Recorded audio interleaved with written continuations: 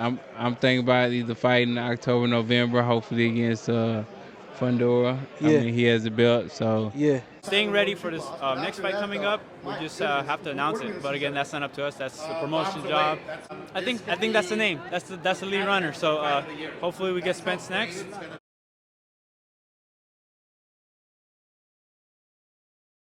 Errol Spence Jr. versus Sebastian Fundora. I did want to give you guys an updated video on just what I think about this current situation right now. They are leaning towards January of 2025, and this fight will be held out in Texas.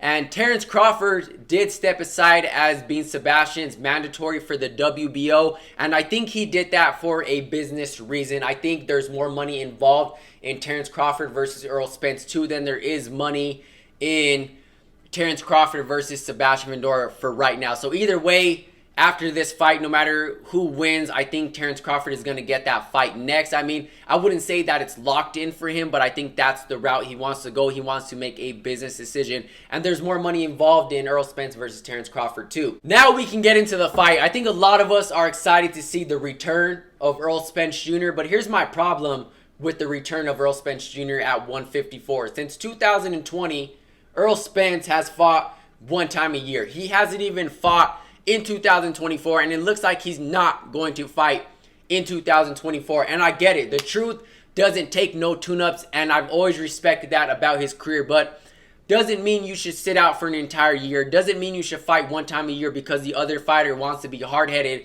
because he feels like he should get more, because he feels like the odds should be in his favor while he's going on to fight someone else and he's being active. You're staying out until you get that fight because you don't take no tune-ups. Like I said, I respect it 100%, but I think that's where the timing is off in the ring with you. That's where the speed, the power is off because you haven't done it in an entire 8 months. You haven't done it in a full year. So I want Errol Spence to win, but I'm leaning towards Sebastian Fundora. Crawford has already came back and fought one of the best at 154, Madrimov, and got a win, and we still have yet to see Errol Spence even step in. We haven't seen Errol Spence even step in the 154-pound division. So as far as Errol Spence not being active, I feel like that's going to play a major role in this fight as far as his timing and his speed, his power. And that's exactly why I'm leaning towards Sebastian Fundora. I think just the motivation and the drive of Errol Spence is not there, and I feel like he wants to get more on the business side as far as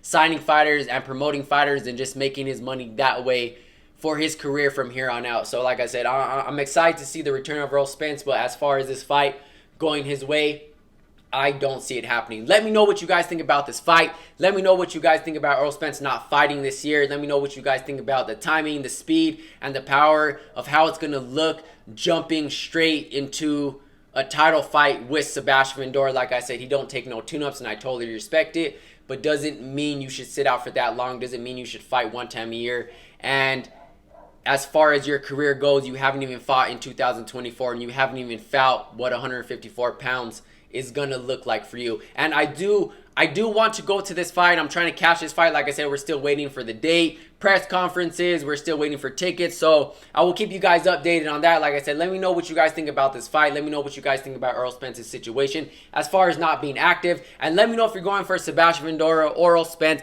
And let me know what you guys think about Crawford stepping aside and if you think it's a business decision. And I'll catch you guys in the next one. I'm out.